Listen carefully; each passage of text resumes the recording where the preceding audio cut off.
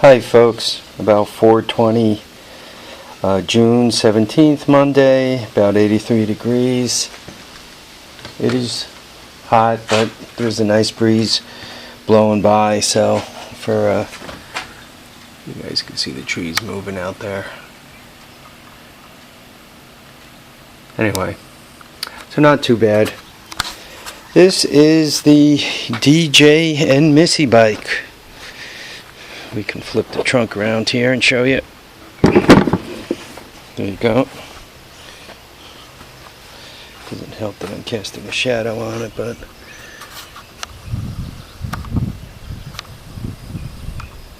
so anyway. So what's the story on this bike? Good news, bad news, every bike has a whole bunch of it.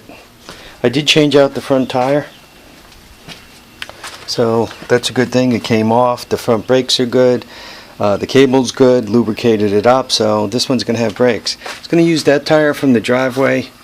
Started to put some air in it, and it turns out it's got a crack on the sidewall. Probably if I slime the tire, it might hold up for a little while. But I said the heck with it, and took this one out of the hoard over there. It's part of a mat set, so I wasn't thrilled about breaking up a mat set, but what are you going to do? I don't have a lot of choice. The back tires seem to hold air on their own, which is a plus. I lubricated the chain. The chain is still a little bit too tight, and if you look back here, the adjusters are broken off, and both sides, and you can't see it, but that bolt, I don't know, could you see it? Maybe you can see it. That bolt, the one underneath, the two bolts on this side are not metric. They're American, which means that a true jackass played with this thing. I'd like to show you guys the spark. It does spark, but it doesn't start. And I've even turned it over with the drill there to keep me from tearing the arm out of my shoulder. Those red wires are some assistance to ground, just in case that's the problem. It doesn't appear to be. Once again, it is sparking, but the spark looks like crap. The other thing is, if you give this thing some throttle as you go to pull it over, especially when you use the pull string, it has a tendency to spit out the carburetor a little bit. I did take the cap off, and I checked the valve lash. The valve lash is good. I loosened it up a little bit anyway, but it was loose enough, you know, when you can move the rocker and get a slight little tappy. So it doesn't appear that the valve lash is too tight. So anyway, I'm going to attempt to show you guys this thing sparking. I don't know how successful I'm going to be, because I got like one hand on the camera, one hand on the drill, and it'll be interesting. We'll see if you guys can see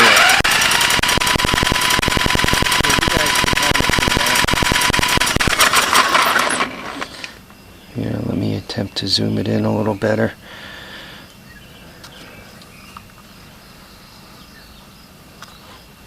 Here, we'll give it a shot.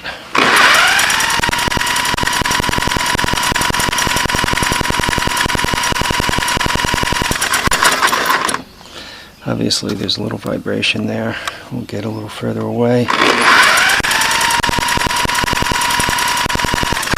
You can kind of see, I mean, it's not, in my opinion, it's not consistent.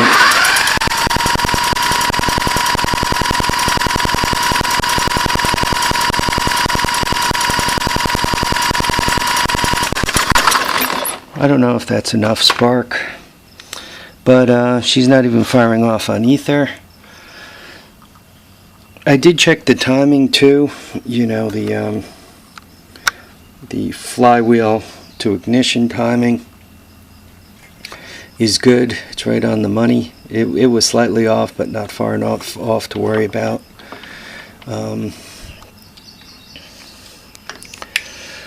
If you hang on 1 second, I'll even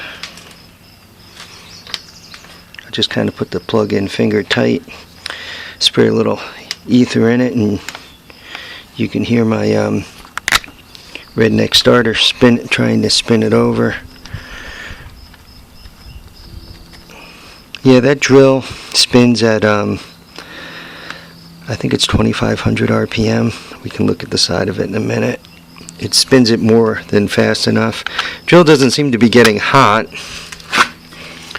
so it seems to be taking it okay. The carburetor has some gas in it from before. I'll throw a little choke on it so all that doesn't evaporate before I get to it. So you guys will be able to hear it. I'm not going to be able to give it throttle, obviously. I'm missing that extra hand.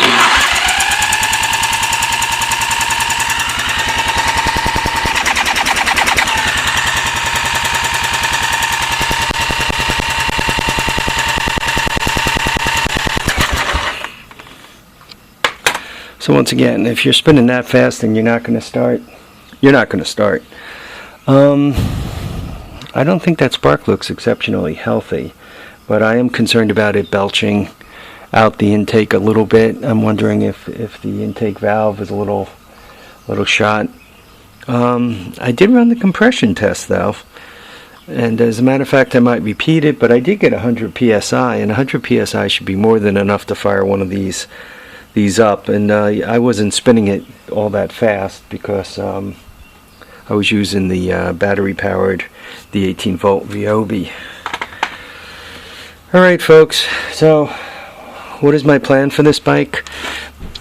I'd like to have a bike, one that I know the ignition is good, that I know it's got a nice new carburetor on, a good fuel tank, even if it's one of those plastic ones that I rigged to it, one of those guys. That's upside down. One of these guys.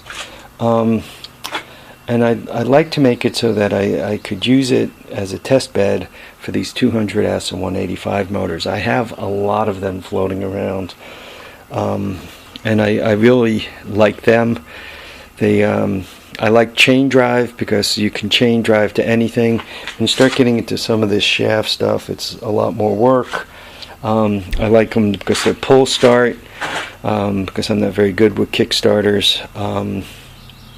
I like them because they're bulletproof. I like them because you can buy spare carburetors for 20 bucks. You can buy CDI units for 10 bucks. The stators are cheap. They're 20 bucks, 25 bucks, whatever they cost. And the parts are abundant, and generally speaking, they're fairly bulletproof. Once you get them running, they're really pretty good. So I like that engine, and there's a few places I'd like to put them. The only bad thing about them is they don't have reverse.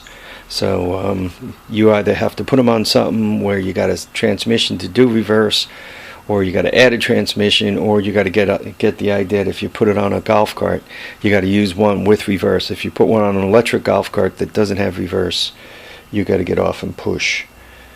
Anyway, folks, live, love, and have a great time.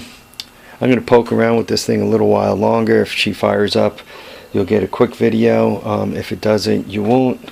To be honest, I wouldn't expect a video. By the way, here's the carburetor that came off of it. If that was cocaine, we'd be rich, but it's not cocaine. It's carburetor badness. So anyway, folks, live, love, and have a great time. We'll catch you on the next episode of The Horde. In the meantime, tires down, handlebars up, and you know, sometimes these bikes come easy, and sometimes they don't. Thanks for watching, thanks for commenting, and thanks for subscribing.